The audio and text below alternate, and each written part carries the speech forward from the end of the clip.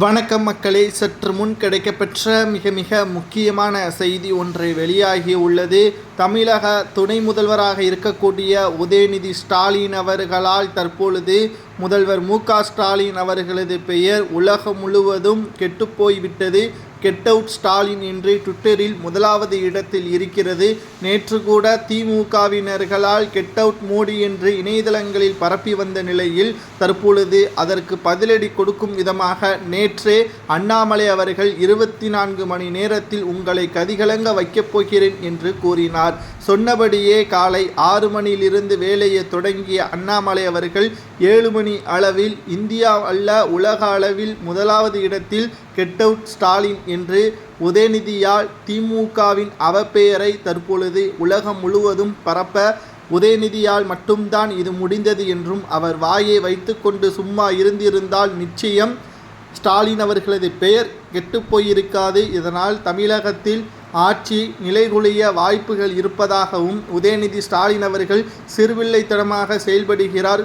தண்ணீருக்காக குழாயடி சண்டை தெருக்களில் நடப்பது போல் தற்பொழுது உதயநிதி ஸ்டாலின் அவர்கள் அரசியல் சண்டையே அண்ணா சாலையில் அண்ணாமலையை வந்து தனியாக வர சொல்லுங்கள், நான் பார்த்து கொள்கிறேன் என்று அரசியல் என்னவென்று தெரியாமல் உதயநிதி ஸ்டாலின் அவர்கள் பேசிக்கொண்டிருக்கிறார்.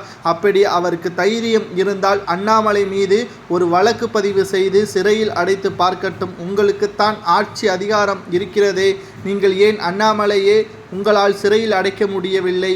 துணை முதல்வரை ஒருமையில் பேசினார், அது அனைவரும் அறிவோம். ஆனால் அவர் மீது ஏன் நடவடிக்கை எடுக்கவில்லை? தற்பொழுது இந்த இடத்தில் ஜெயலலிதா அவர்கள் இருந்து அண்ணாமலை அவர்கள் ஜெயலலிதா அவர்களை ஒருமையில் பேசியிருந்தால் நிச்சயம் அவர் சிறையில் இருந்திருப்பார். ஏன் அவர் மீது வழக்காவது பதிவு செய்யப்பட்டிருக்கும். ஆனால் திமுகவினரால் ஏன் செய்ய முடியவில்லை? தமிழகத்தில் திமுகவினர்கள் செய்யக்கூடிய ஒட்டுமொத்த அட்டூழியங்களும் மக்கள் மத்தியில் தெரிந்து கொண்டுதான் இருக்கிறது. இன்னும் 4 ஆண்டுகள் இருண்ட ஆழமாக மாறிவிட்டது. பாஜகவை ஒருபோதும் திமுகவால் எதிர்க்க முடியாது. காரணம், தமிழகத்தில் மட்டும்தான் திமுக இருக்கிறது. மற்ற 21 மாநிலங்களில் பாஜக ஆட்சி அமைகிறது. அது மட்டுமல்ல, எலான் மஸ்கிற்கு பணத்தை கொடுத்து ட்விட்டரில் முதலாவது இடத்தில் கெட் அவுட் ஸ்டாலின் என்று கொடுப்பதற்கு எவ்வளவு தொகை ஆனாலும் அதை கொடுப்பதற்கு அண்ணாமலை தயாராகத்தான் இருப்பார்கள். மத்தியில் பாஜகவின் ஆட்சி நடைபெறுகிறது. அனைத்தையும் விட உங்களால் அரசியல் செய்ய முடியும் என்றால் உங்களது அதிகாரத்தை முழுமையாக பயன்படுத்தி அண்ணாமலை மீது வழக்கு போடுங்கள். அதை விட்டுவிட்டு சிறுவில்லைத்தனமாக சண்டை போடுவது சரியல்ல என்றும், இதனால் உங்களது தகப்பனாரும் தமிழக முதல்வருமான ஸ்டாலின் அவர்களது பெயர்தான் அவப்பெயராக இருக்கிறது. இதற்கு தக்க பதிலடி கொடுக்கும் விதமாக உங்களது பதவியை ராஜினாமா செய்யுங்கள் என்று பலரும் கூறி வருகிறார்கள்.